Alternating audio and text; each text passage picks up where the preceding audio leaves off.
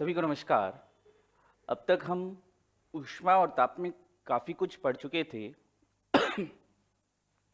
और last class के and में हमने अवस्था परिवर्तन की बात की थी। अवस्था परिवर्तन किस प्रकार से ठोस, द्रव, गैस ये अवस्थाएं आपस में किस तरह से परिवर्तित होती हैं।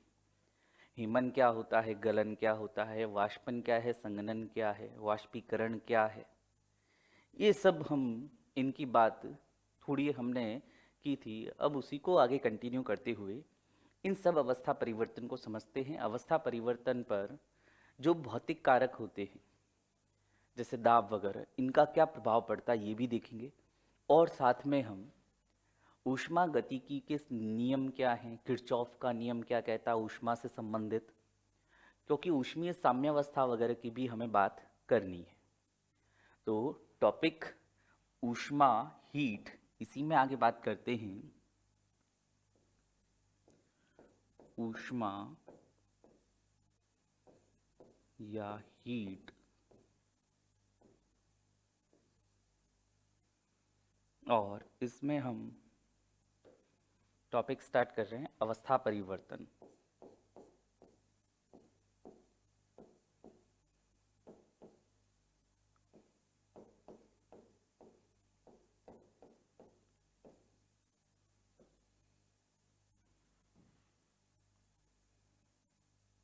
अवस्था परिवर्तन,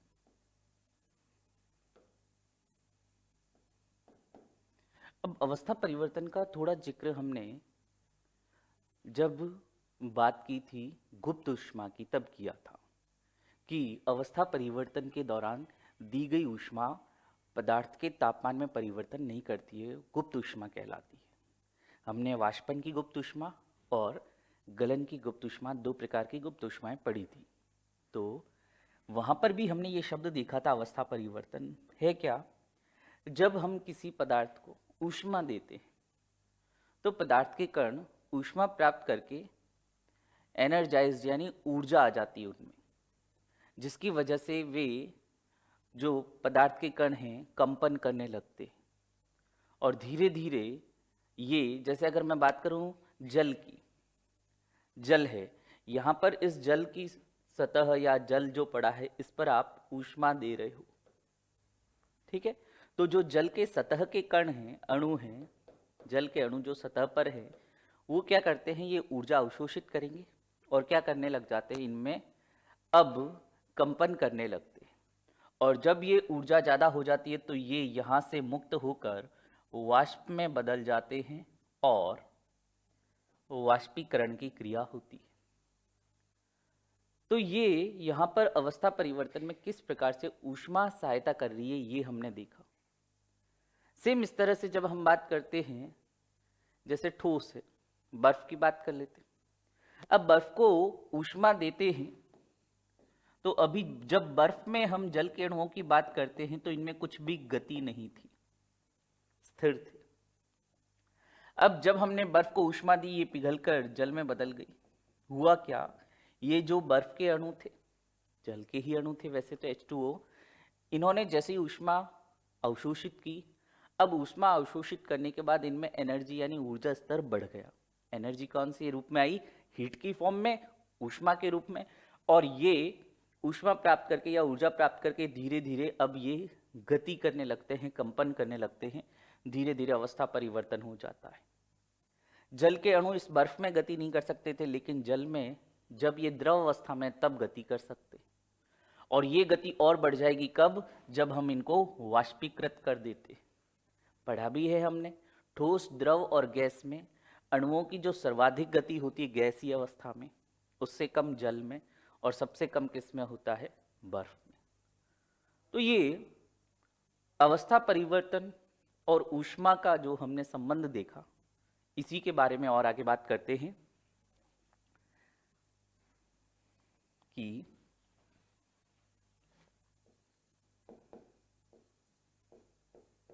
ऊष्मा अवशोषित,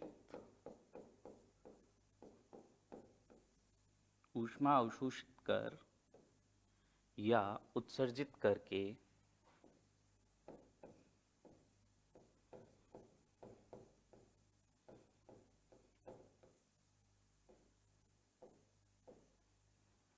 करके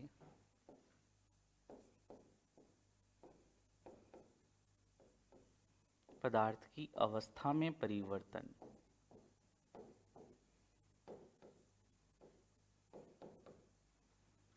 परिवर्तन किया जा सकता है।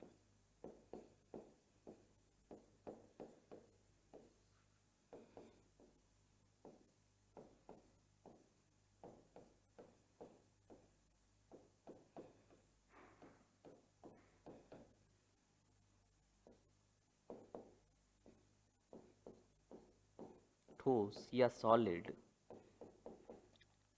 ठोस पदार्थ के या सॉलिड मटेरियल, ठोस पदार्थ के अणुओं में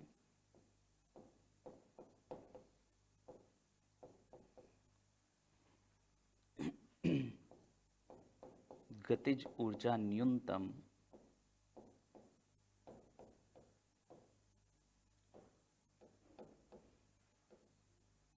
जबकि बात की थी अपन ने ठोस यानी बर्फ में जो बर्फ के अणु थे जल के रूप में, भाई H2O ही है, बर्फ अलग थोड़ी है।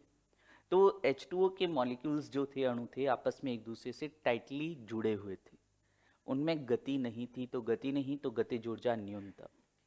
तो ठोस या सॉलिड पदार्थ के अणुओं में गतिज ऊर्जा न्यूनतम जबकि गैसों के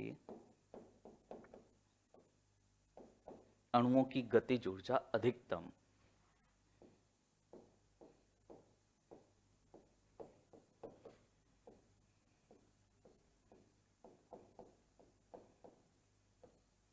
गतिज ऊर्जा अधिकतम होती है।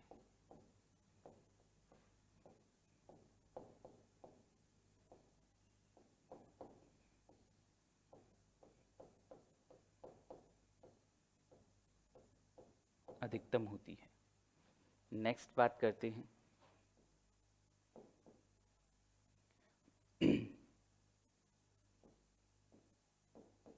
पदार्थ जब ऊष्मा अवशोषित करता है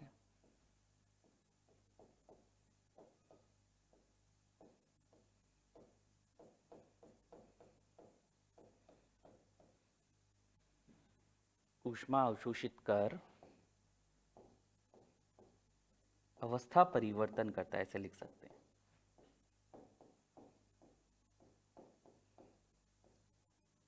अवस्था परिवर्तन करता है तो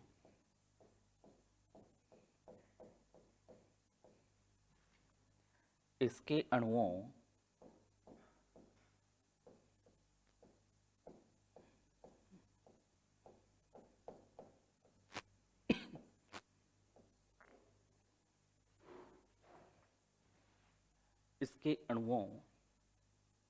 द्वारा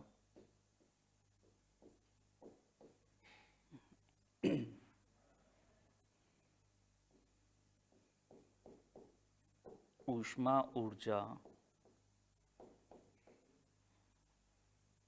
या तो लिख सकते हैं तो इसके अणुओं में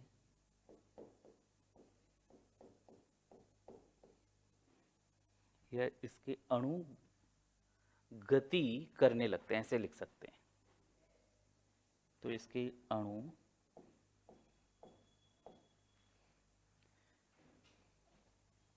थोड़ा सा लैंग्वेज सेट कर देते हैं, तो इसके अणु गतिशील होने लगते हैं।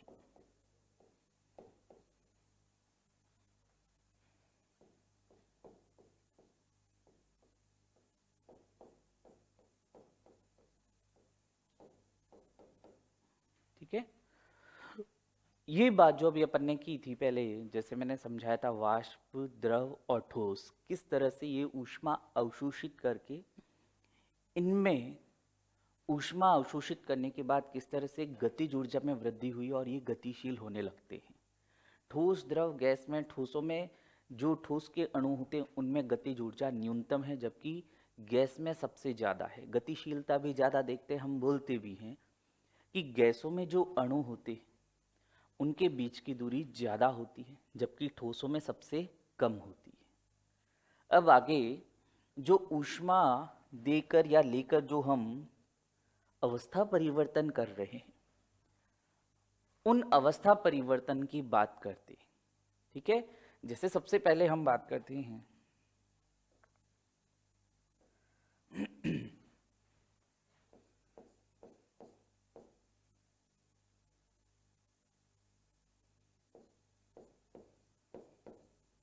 गलन, मेल्टिंग एवं हीमन फ्रीजिंग।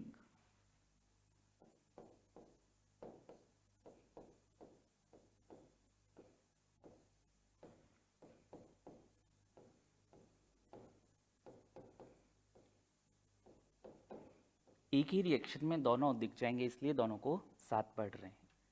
गलन और हीमन की अगर मैं बात करूं तो हमारे पास जैसे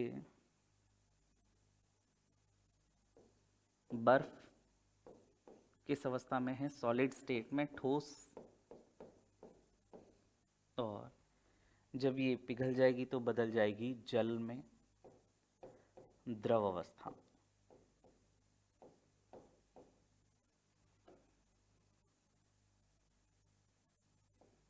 अगर हम ये परिवर्तन देखें, बर्फ से जल, इसे कहते हैं गलन या मेल्टिंग, लास्ट क्लास में भी हमने बात की थी। और जल से जब बर्फ बनता है तो इसे कहते हैं हीमन या फ्रीजिंग।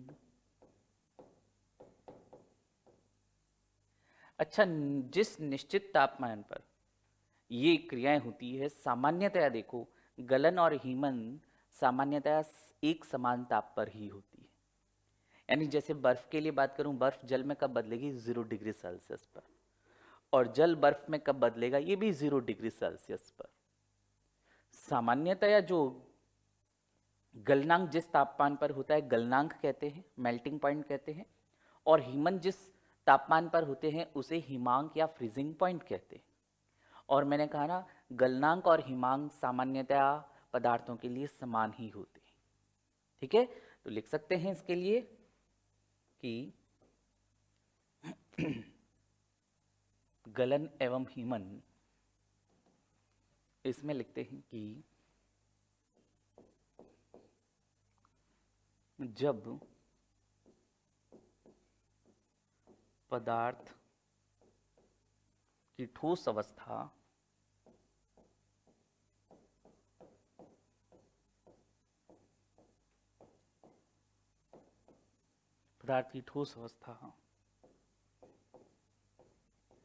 द्रव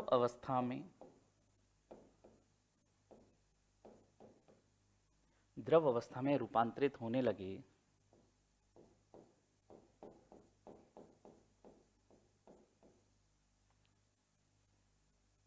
रूपांतरित होती है, तो इसे गलन या मेल्टिंग कहते हैं। गलन या मेल्टिंग कहते हैं।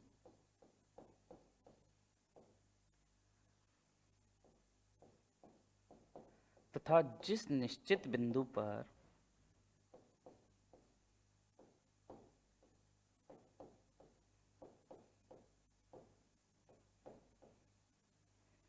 जिस निश्चित तापमान पर लिख देते हैं, ठीक है, जिस निश्चित तापमान पर गलन की क्रिया होती है,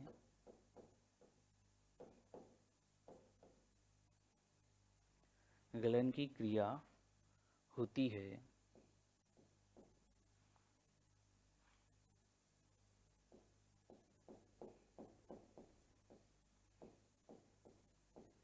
गलनांक बिंदु कहलाता है।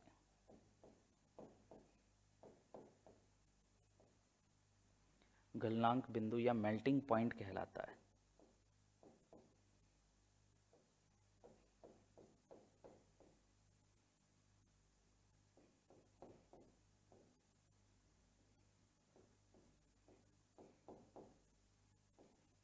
गलनांक बिंदु या मेल्टिंग पॉइंट कहलाता है।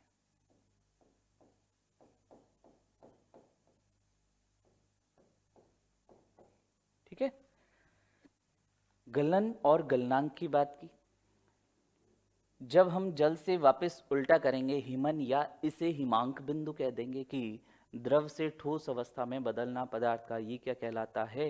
हिमन, और जिस तापमान पर होता है हिमांक बिंदु कहलाता है। अब ये हिमांक और गलनांक किस तरह से प्रभावित होते हैं, इनकी बात कर लेते हैं आगे। तो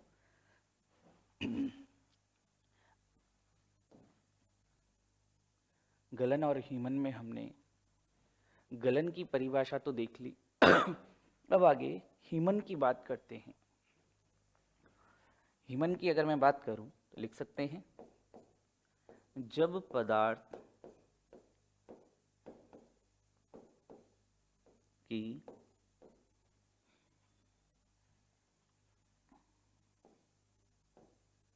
द्रव अवस्था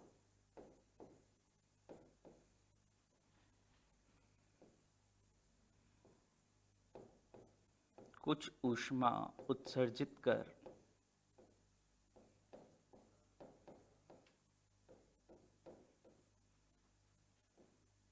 अब देखो, जैसे 0 डिग्री सेल्सियस का पानी है, द्रव अवस्था 0 डिग्री सेल्सियस का पानी है। अब मुझे इसे 0 डिग्री सेल्सियस की बर्फ बनाना है, तो 0 डिग्री सेल्सियस के जल से कुछ ऊष्मा उत्सर्जित होगी, यानी ऊष्मा में कमी आएगी, ठंडक का प्रभाव होगा, बर्फ में बदल जाएगी 0 डिग्री सेल्सियस। मैंने यहाँ लिखा है कुछ ऊष्मा उत्सर्जित करके। अब ये ऊष्मा कौन सी होगी उत्सर्जित करके? ये गलन की गुप्त ऊष्मा के बराबर होगी। भाई अगर 0 डिग्री सेल्सियस को 0 डिग्री सेल्सियस के पानी में बदलना था तो हमें कुछ ऊष्मा दी, गुप्त ऊष्मा वो दी, और उतनी ही गुप्त ऊष्मा अगर मैं इस 0 डिग्री सेल्सियस के पानी से निकाल लूं तो ये 0 डिग्री सेल्सियस के बर्फ में बदल जाएगी, ऊष्मा उत्सर्जित करके। ठीक है, अगर उल्टा करना होता, यानी बर्फ से अगर मुझे जल बनाना होता, जो अभी पीछे देखा अपन ने गलन, तो उसमें लिखते कुछ ऊष्मा अवशोषित कर। ठीक है, तो लिख सकते हैं आगे, द्रव अवस्था कुछ ऊष्मा उत्सर्जित कर ठोस अवस्था में परिवर्तित होती है।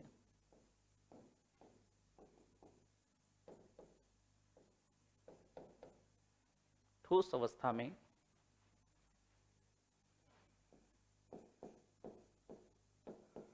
परिवर्तित होती है,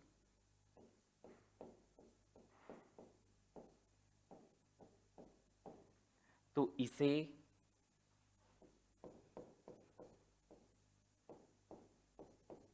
हिमन फ्रीजिंग कहते हैं। फ्रीजिंग कहते हैं।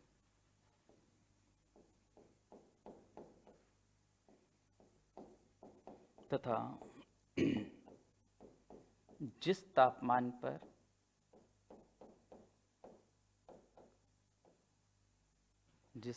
पर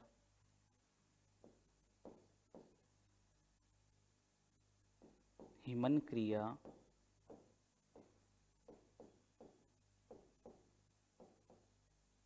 होती है, जिस तापमान पर हिमन क्रिया होती है उसे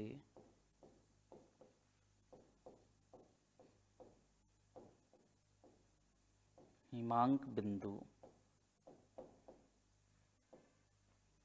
फ्रीजिंग पॉइंट कहते हैं।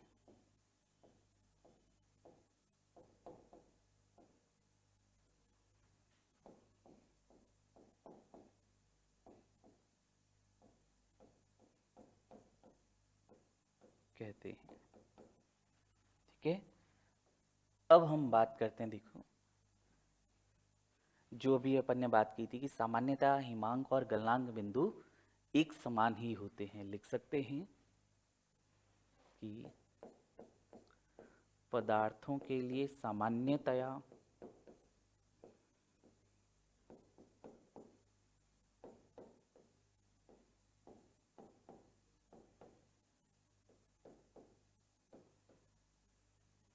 हिमांक एवं गलनांक बिंदु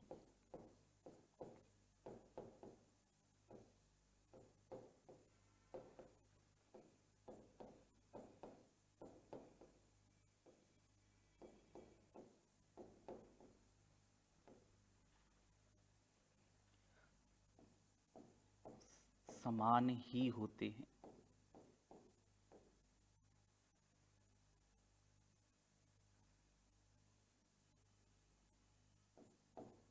एक समान ही होते हैं। ठीक है, यानी इनके मेल्टिंग पॉइंट और फ्रीजिंग पॉइंट समान ही होते हैं, अलग अलग तापमान पर नहीं। जैसे हम बर्फ की बात करें तो 0 डिग्री सेल्सियस, जल की भी बात करें 0 डिग्री सेल्सियस। जैसे बर्फ का गलनांक बिंदु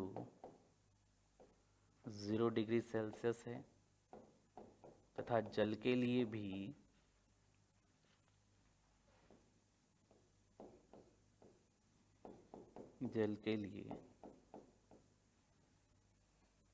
हिमांक बिंदु भी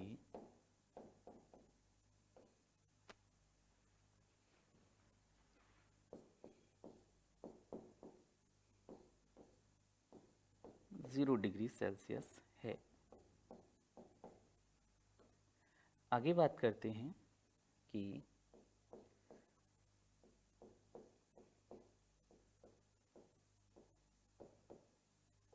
अब हम आगे बात करने जा रहे हैं कि गलनांक बिंदु की अगर हम बात करें दाब से किस तरह से प्रभावित होता है। तो जो ठोस गलने पर आयतन में बढ़ते हैं, जैसे हम बात करें मोम या नेफ्थलीन की, लिख सकते हैं ऐसे पदार्थ जो ऐसे ठोस पदार्थ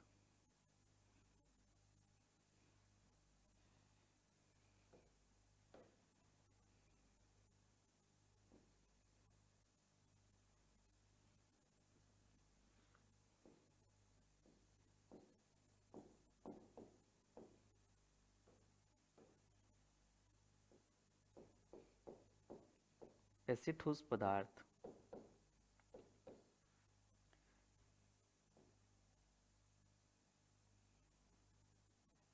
जो द्रव में बदलने पर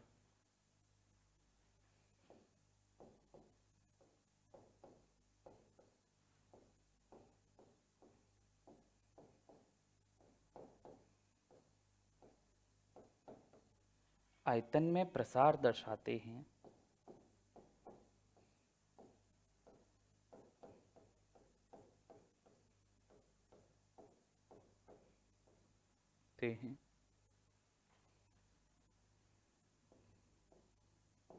उनमें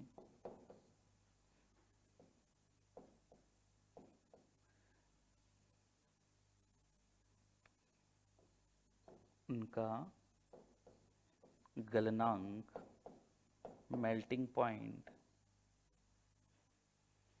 गलनांक दाब बढ़ाने पर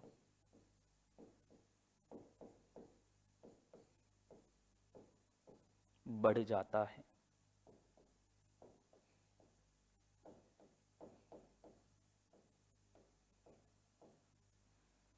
ठीक है, एग्जाम्पल लिख सकते हैं मोम, वैक्स, नेफ्थलीन वगैरह भी हो जाते हैं।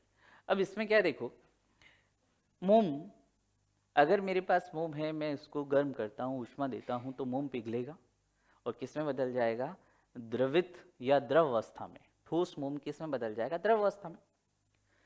लेकिन अगर मैं इस पर प्रेशर लगाता हूँ, दाब लगाता हूँ, तो जब मैं दाब लगाता हूँ तो अब ध्यान रखना, इसका जो गलनांक होता है वो और बढ़ जाता है। जैसे अगर हम रूम टेम्परेचर की बात करें 25-30 डिग्री सेल्सियस, मोम द्रव अवस्था में ही होता है, लेकिन जैसे जैसे तापमान बढ़ेगा मोम पिघलने लगेगा। मैं मान लेता हूं कि 50 डिग्री सेल्सियस पर मोम पिघलने लगता है, मान लेते हैं। लेकिन अगर मैं उस मोम पर दाब बढ़ा दूं तो अब वह 50 की बजाय हो सकता है 55 डिग्री सेल्सियस पर पिघलने लगे। यानी उनका गलनांक क्या हो जाएगा? दाब बढ़ाने पर अब उनका गलनांक क्या हो जाता है? बढ़ जाता है। लेकिन अगर जैसे मैं बात करूं यहां पर मैंने एक शर्त लिखी है, क्या?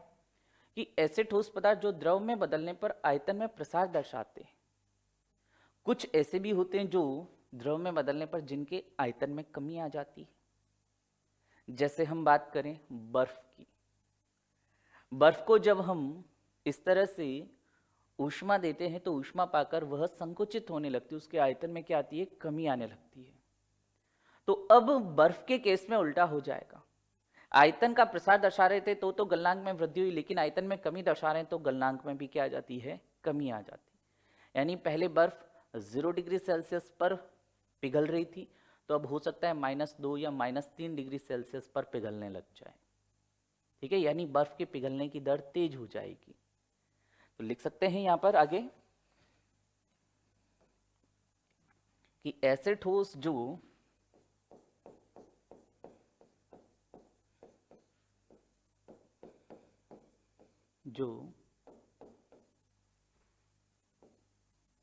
द्रव में बदलने पर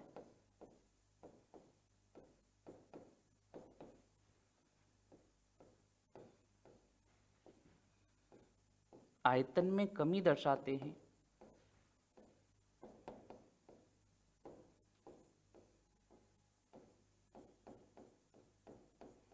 आयतन में कमी दर्शाते हैं,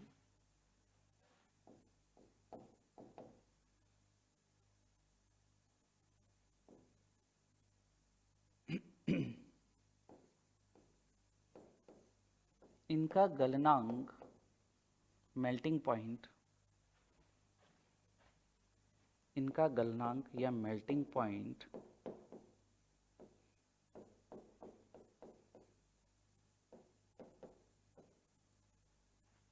इनका गलनांक या मेल्टिंग पॉइंट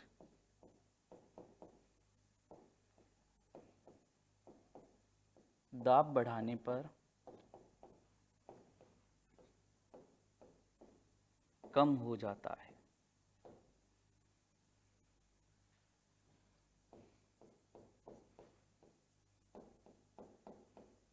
कम हो जाता है, जैसे बर्फ, आइस। ठीक है, अब अगर हम बात करें जैसे तापमान, यहाँ दाब बढ़ने पर क्या होगा? अर्थात बाह्य दाब बढ़ने पर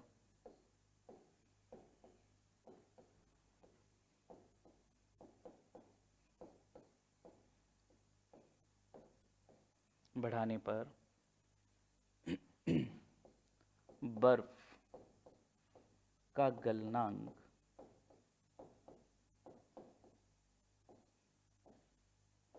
घट जाएगा व बर्फ आसानी से पिघलने लगेगी।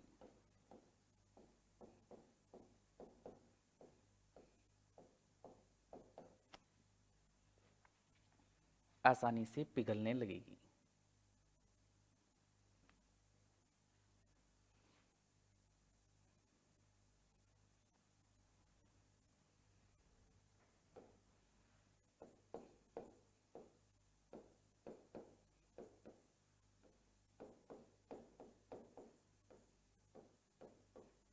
कैसे? देखो, इसको समझो। अगर मैं बात करूं, एक कोई क्षेत्र है, वह मैदानी भाग में, ठीक है, मैदानी भाग का कोई शहर है, और दूसरी तरफ मैं देख रहा हूं कि कोई पहाड़ी इलाकों वाला भाग है। ये पहाड़ी इलाकों वाला भाग है। यहाँ पर अगर मैं बात करूं वायुदाब की, तो इस पर वायुदाब होता है कम और इस पर वायुदाब क्या है, ज़्यादा है। भाई इतनी वायु एक्स्ट्रा आ गई जो यहाँ पर क्या करेगी, दबाव डालेगी, यहाँ पर वायुदाब कम होता है। अब जब बाहरी दाब ज़्यादा कहाँ पर है, मैदानी क्षेत्रों में, तो जब दाब बढ़ा देंगे यानी मैदानी क्षेत्रों में दाब ज़्यादा है, इस कारण क्या होगा, यहाँ पर जो बर्फ होगी उसका गलनांक घट जाएगा। जब भी मैदानी इलाकों में स्नोफॉल होता है, यानी जब बर्फबारी मैदानी इलाकों में होती है तो वो जल्दी से बर्फ पिघल जाती है। लेकिन जब पहाड़ी इलाकों में पहाड़ी क्षेत्रों की अगर मैं बात करूं तो वहां पर देखो दाब कम है, तो वहां पर बर्फ का जो गलनांक है वह भी क्या है, बढ़ा हुआ रहेगा, यानी 0 डिग्री सेल्सियस पर ही रहेगा।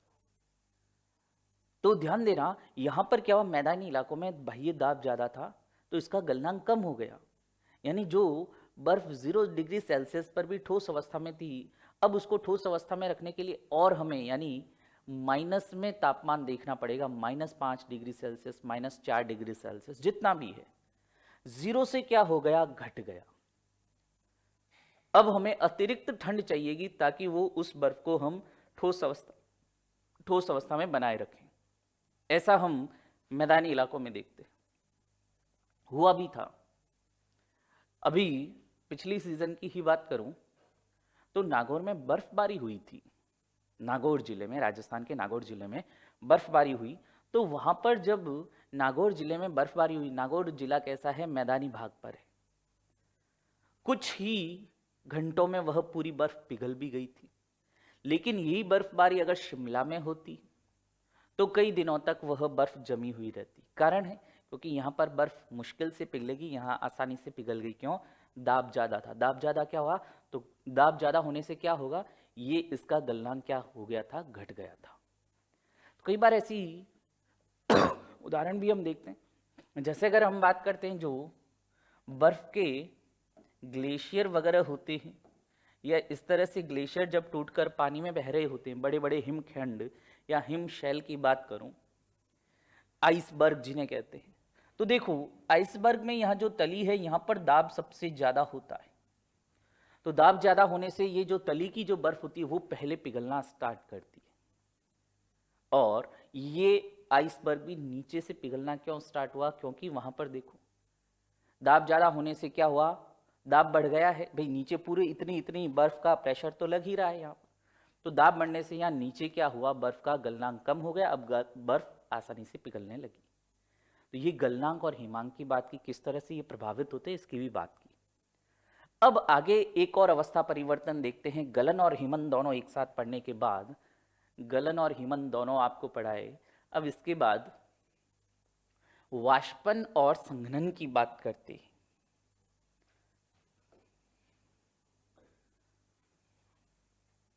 या क्वथन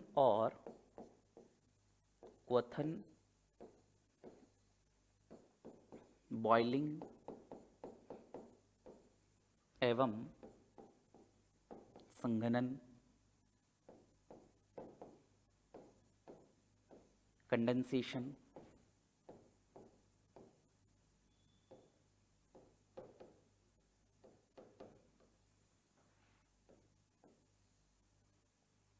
इसे भी एक ही क्रिया में दर्शा देते हैं। जैसे हम बात करें जल, ये है द्रव अवस्था में, ऊष्मा पाकर ये बदल जाता है वाष्प में।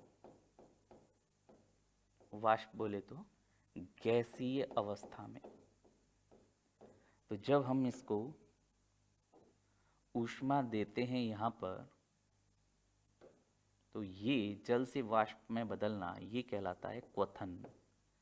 निश्चित टेम्परेचर पर होता है। और जब उल्टा करते हैं यानी वाष्प से वापस जल, तो इसे कहते हैं संघनन। यानी गैस से द्रव में बदलना, संघनन या कंडेंसेशन।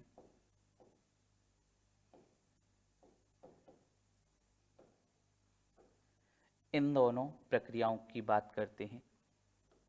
देखो वाष्पीकरण मैंने आपको अलग बताया भी था, वाष्पीकरण अलग होता है। देखो वाष्पीकरण में भी क्या होगा, जल किस में बदलेगा, वाष्प में बदलेगा, बट वाष्पीकरण किसी निश्चित तापमान पर नहीं होता है, जबकि जो क्वथन है वह निश्चित तापमान पर 100 डिग्री सेल्सियस पर होता है और क्वथनांक बिंदु पर जल तेजी से वाष्प में बदलता है। क्वथनांक बिंदु से नीचे यानी 100 डिग्री सेल्सियस से नीचे 90, 80, 70, 100, 70, 60, 50 यहाँ तक कि 20 डिग्री सेल्सियस पर भी वाष्पीकरण होता है। लेकिन वाष्पीकरण क्या है, धीमी गति की और किसी निश्चित बिंदु पर नहीं होती है। बाकी चेंज ऑफ स्टेट की अगर मैं बात करूं तो वाष्पीकरण यानी वेपोराइजेशन में भी जल से वाष्प बनेगा और क्वथन में भी जल से वाष्प ही बन रहा है। ठीक है, बस वो तापमान का अंतर है जो मैंने बताया। तो लिखते हैं इसके बारे में। पहले मैं वाष्पन के बारे में लिखाता हूं, सॉरी क्वथन के बारे में। क्वथन की बात करते हैं कि जब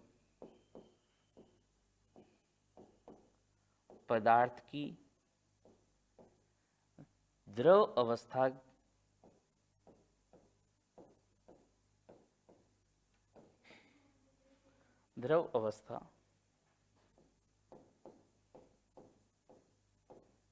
गैस में बदलने लगती है,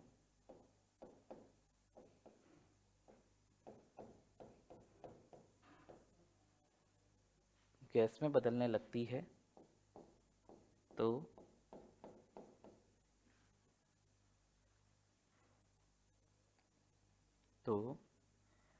इसे क्वथन या बॉइलिंग कहते हैं।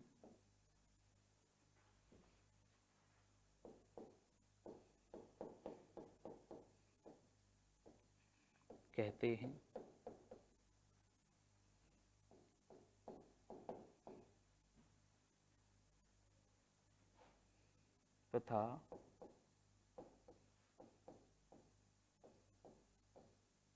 जिस निश्चित तापमान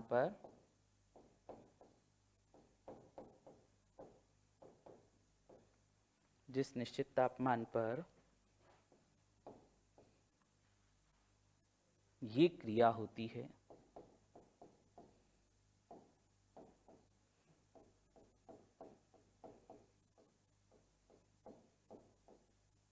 उसे क्वथनांक बिंदु कहते हैं।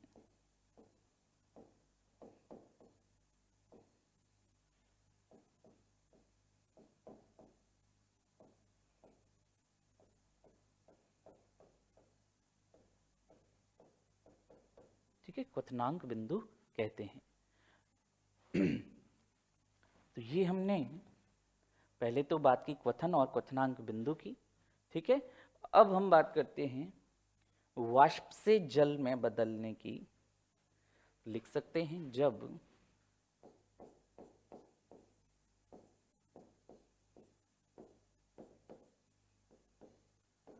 पदार्थ की गैस या गैसीय अवस्था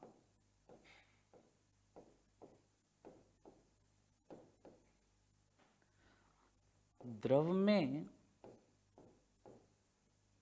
या द्रव अवस्था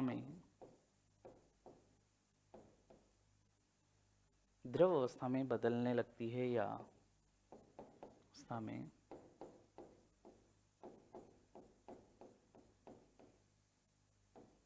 परिवर्तित होती है तो इसे संघनन कहते हैं।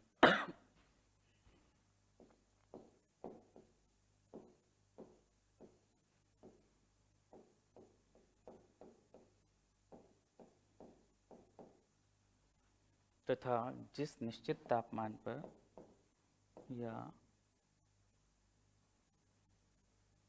तथा जिस तापमान पर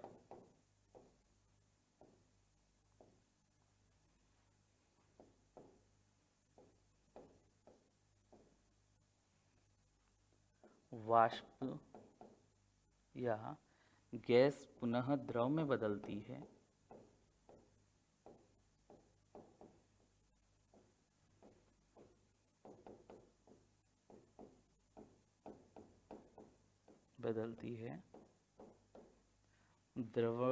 द्रवांक बिंदु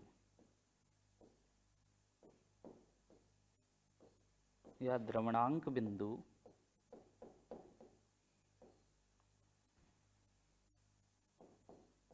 कहलाता है।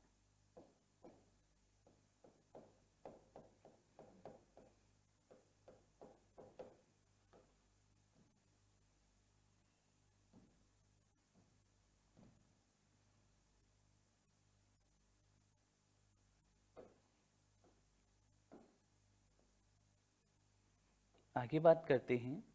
अब गलनांक की अगर मैं बात करूं और संघनन की हम बात करें, सॉरी क्वथनांक और संघनन की हम बात करें, तो क्वथनांक पर दाब का क्या प्रभाव पड़ेगा ये देखते हैं।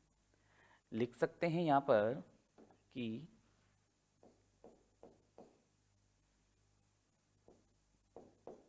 बाह्य दाब बढ़ाने पर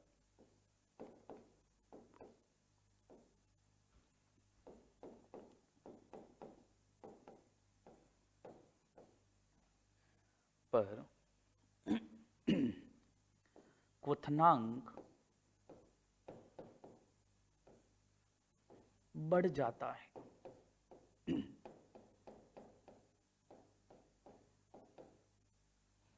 और ऐसा हम देखते हैं प्रेशर कुकर में, और इसीलिए प्रेशर कुकर में सब्जी जल्दी पक जाती है। इसको देखो समझते हैं कई जनों को ये होता है कि जब क्वथनांक बढ़ गया तो अब जल्दी कैसे पकेगा। इसको सुनो, देखो जैसे पहले ये कुकर पर ढक्कन नहीं लगा रखा था हमने, यानी ये एक सामान्य भगोने के जैसा था जिसमें हमने पानी डाल रखा है और इसके अंदर दाल भिगो रखी है, दाल है। अब देखो ये दाल पकने कब लगती है, जब ये पानी गर्म होगा, ठीक है, पानी से ऊष्मा अवशोषित करके ये दाल पकने लगती है। अब जब हम इसको खुले भगोने में गर्म करते हैं तो मैक्सिमम 100 डिग्री सेल्सियस टेम्परेचर पहुंचेगा, यानी पानी का क्वथनांक बिंदु क्या है 100। अब ये 100 पर ये क्या होगा, पानी उबलने लगेगा, यानी 100 डिग्री सेल्सियस होते ही ये पानी वाष्प बदल कर चला जाएगा। और मैक्सिमम टेम्परेचर कितना मिला इस दाल को, 100 डिग्री सेल्सियस, क्योंकि उसके बाद तो पानी का तापमान और तो बढ़ेगा नहीं, अब वो वाष्प में बदल जाएगा। अब इसी पात्र को मैंने इस तरह से या ऐसे कह सकते हैं प्रेशर कुकर पर अब मैंने ढक्कन लगा दिया। अब इसके अंदर भी वही पानी भरा हुआ और उसमें वही दाल, उतनी ही दाल पका रहे हैं।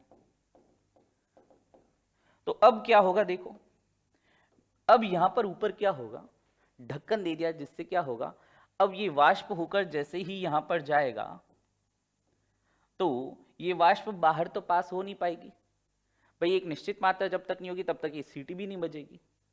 लेकिन जो अतिरिक्त वाष्प हुई उसने वापस क्या किया, इस सतह पर क्या किया, दाब डाला, जल पर दाब बढ़ा दिया।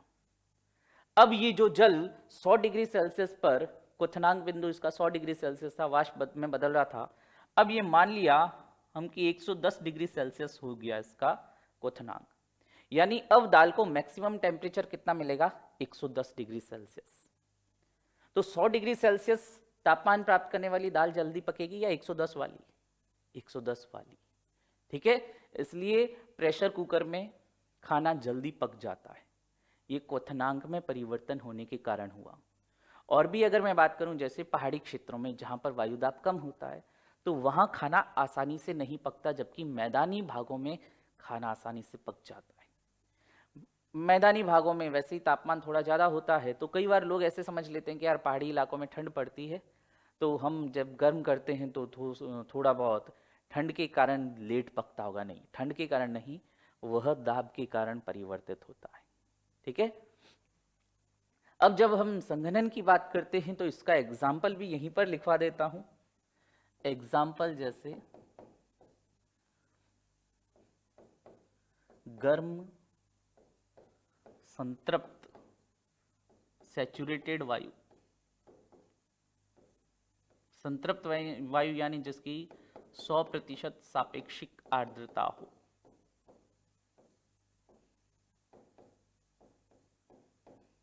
ये इसका मतलब है। गर्म संतृप्त वायु ठंडी होने पर संघनन के द्वारा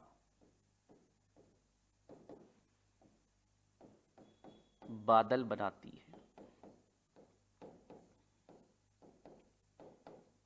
बादल बनाती है।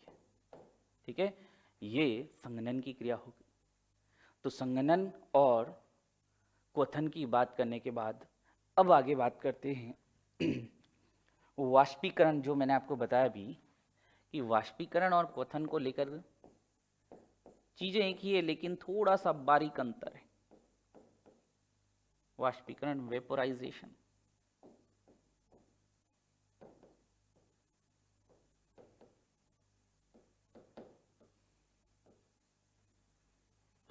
इसमें लिख सकते हैं कि जब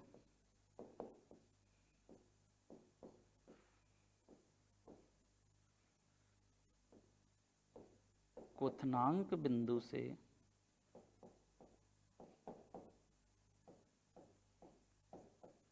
कम तापमान पर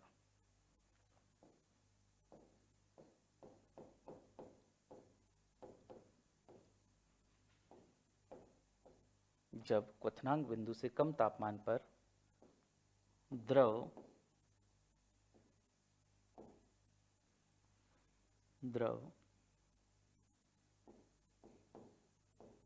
गर्म होकर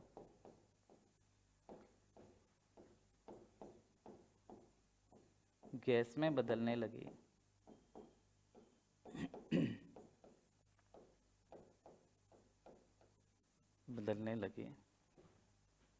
तो इसे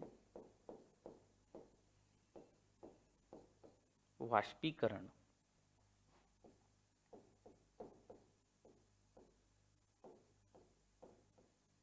वेपोराइजेशन कहते हैं।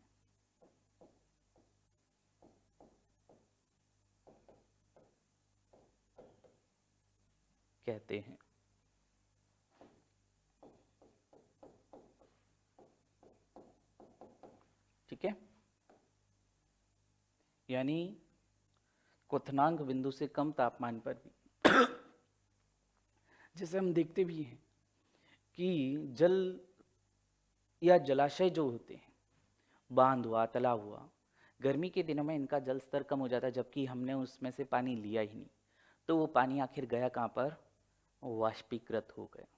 ठीक है, तो वाष्पीकरण और क्वथनांक में ध्यान रखना, क्वथन में, कि क्वथन निश्चित तापमान पर 100 डिग्री सेल्सियस पर ही होगा, जबकि वाष्पीकरण इससे कम तापमान पर भी होता है। तो ये ऊष्मा और हीट तापमान वाला टॉपिक हमारा कंप्लीट होता है। कुछ एक्स्ट्रा या ऐसे कह सकते हैं नोट के रूप में लिखते हैं। नोट,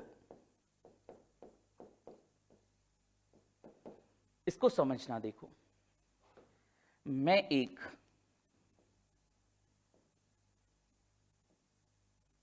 चाय का कप,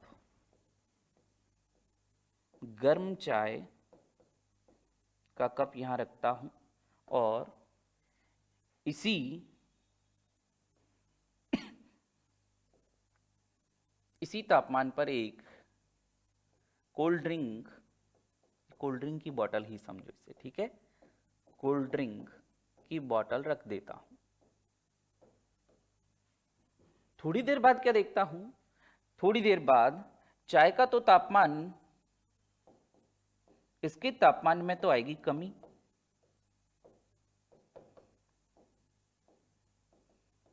और इसके तापमान में क्या हो जाती है? वृद्धि।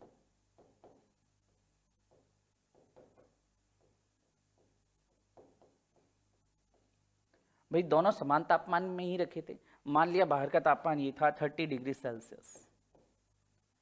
तो अब सुनो ऐसा कैसे हुआ, दोनों क्रियाएं भी हो रही है, एक ठंडी हो रही है और एक गर्म हो रही है, ये कैसे हुआ? देखो पहले मैं बात करूं, चाय का तापमान ज्यादा था और वातावरण का तापमान क्या है? कम है। तो ऊष्मा हमेशा अधिक तापमान से कम तापमान की ओर गति करती, यानी ये चाय क्या करेगी? ऊष्मा का उत्सर्जन करेगी। और जैसे ही ऊष्मा का उत्सर्जन करेगी, इसमें ऊष्मा की कमी आने लगेगी, धीरे धीरे तापमान में कमी आ जाएगी। अगर मैं बात करूं कोल्ड ड्रिंक की, तो कोल्ड ड्रिंक का देखो तापमान क्या था? कम था। इसकी तुलना में ये 30 डिग्री सेल्सियस क्या था? ज्यादा था इसकी तुलना में। तो देखो तापमान किसका ज्यादा? वातावरण का। कोल्ड ड्रिंक का तापमान कम है, तो ऊष्मा किधर से किधर करेगी? गति करेगी गर्म वस्तु से ठंडी वस्तु की ओर। ठीक है। और ये अब कोल्ड ड्रिंक क्या करेगी? इस ऊष्मा का अवशोषित करेगी। ऊष्मा अवशोषित करने से इसका तापमान धीरे धीरे बढ़ेगा। तो ये एक तरफ तो चाय ऊष्मा का उत्सर्जन कर रही है और कोल्ड ड्रिंक ऊष्मा का अवशोषण कर रही है। ये हम प्रक्रिया कब तक चलती हुई देखेंगे? जब तक कि वातावरण और इस वस्तु का तापमान एक समान न हो जाए। और जब दो वस्तुएं एक समान तापमान पर हो तो उसमें उनमें ऊष्मा का आदान प्रदान नहीं होता। इसे ही ऊष्मीय साम्यावस्था कहते हैं, थर्मल इक्विलिब्रियम। ठीक है, लिख सकते हैं, नोट में ही है ये। अब सारी चीजें ये नोट में ही है। ठीक है, डायग्राम उधर बना दिया, इधर लिख देता हूं कि दो वस्तुओं या किसी वस्तु व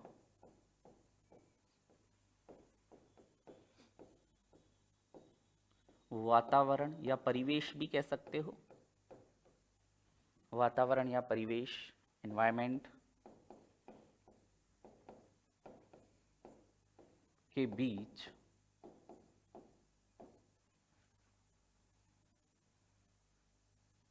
के तापमान में या तापमानों में अंतर होने पर, यानी एक का तापमान ज्यादा, एक का तापमान क्या है? कम है, अंतर होने पर ऊष्मा का प्रवाह, फ्लो ऑफ हीट, ऊष्मा का प्रवाह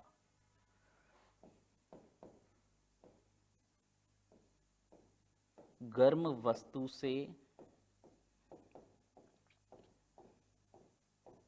ठंडी वस्तु की ओर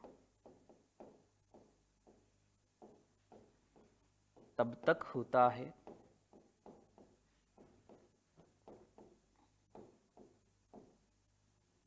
जब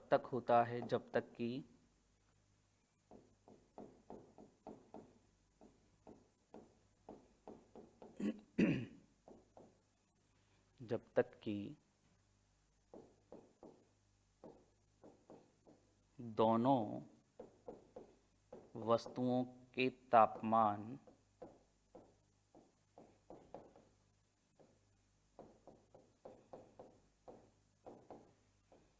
एक समान न हो जाएं।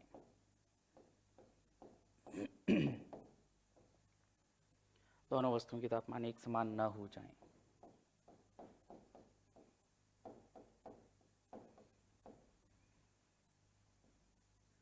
इसे ही ऊष्मीय साम्यावस्था या इसे ही तापीय साम्यावस्था भी कह देते हैं। इसे ही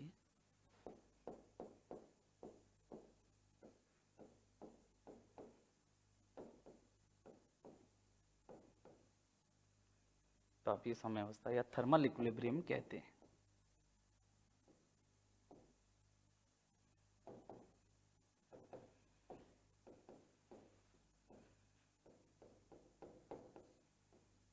ठीक है, ये आपके ऊष्मीय साम्यावस्था की, कब ऊष्मा का आदान प्रदान किस तरह से होता है, ये बात की हमने। फिर आगे हम बात करते हैं जैसे किरचॉफ के नियम की।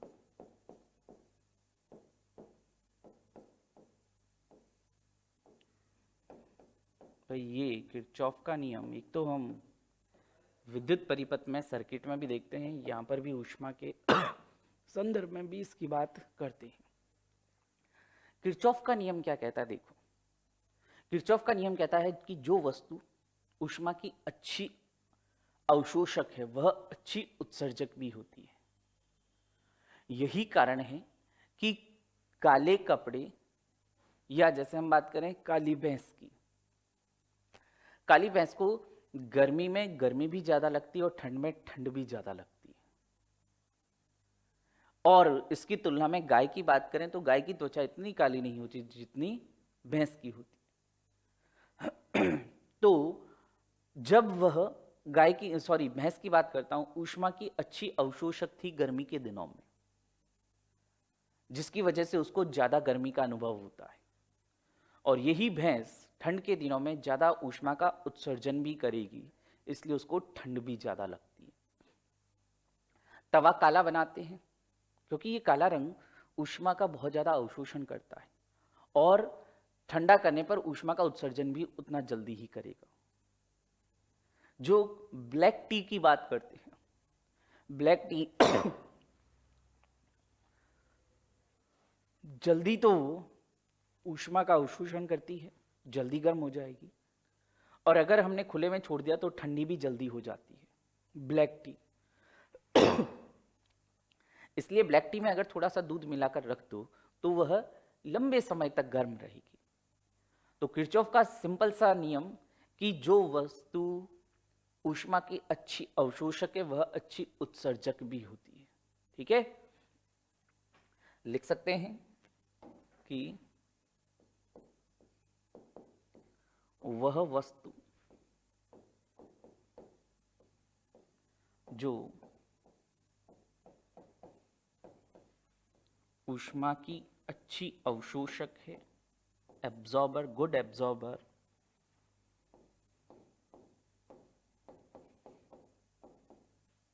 अवशोषक होती है, वह ऊष्मा की अच्छी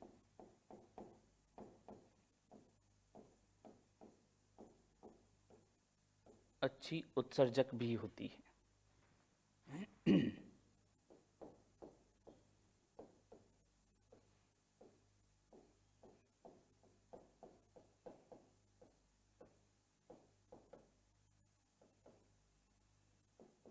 अच्छी उत्सर्जक भी होती है। एग्जाम्पल लिख सकते हैं कि भैंस को गर्मी में या गर्मी के मौसम में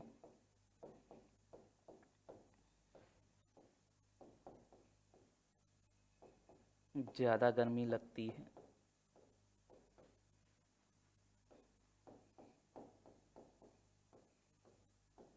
वह सर्दी में ज्यादा ठंड वह सर्दी में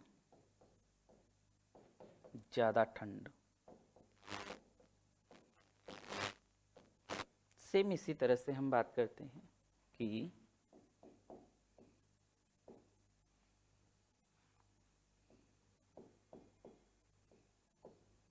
रोटी बनाने के लिए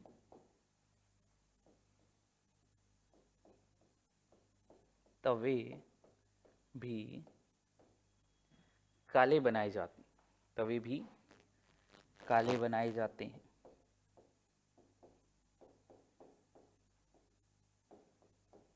इसका कारण भी यही, नीचे से भी काला तवा है, ऊपर से भी काला तवा है, तो नीचे से जब काला तवा, नीचे से ऊष्मा दे रहे हैं, गैस चला रहे हैं, तो ज़्यादा ऊष्मा अवशोषित करेगा और ऊपर रोटी को वह ऊष्मा यानी ज़्यादा से ज़्यादा ट्रांसफर भी करेगा। अच्छा अवशोषक अच्छा उत्सर्जक भी होगा, तुरंत रोटी को उतनी ऊष्मा या जो भी ऊर्जा है वह क्या करेगा, ट्रांसफर करेगा। ये किरचॉफ का नियम है। चाहे तो फ्रॉनहोफर रेखाएं दिखाई देना सूर्य के स्पेक्ट्रम में, वह भी इसी का उदाहरण है, लिख सकते हैं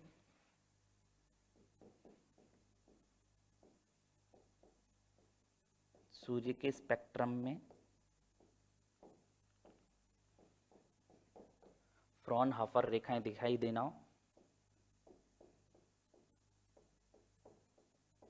फ्रॉनहोफर रेखाएं,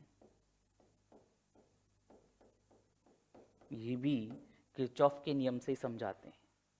ठीक है, जो कि हम कई बार देखते हैं जब ग्रहण वगैरह होता है, सूर्य ग्रहण वगैरह, उस समय जो भाग दिखाई देता है ऊष्मा का जितना ज़्यादा उत्सर्जन करेगा, पहले अवशोषण कर चुका था, अब उत्सर्जन करने के कारण वह दिखाई देते हैं। तो ये फ्रॉनहोफर रेखाएं वगैरह दिखाई देना, ये भी किरचॉफ के नियम से समझा सकते हैं।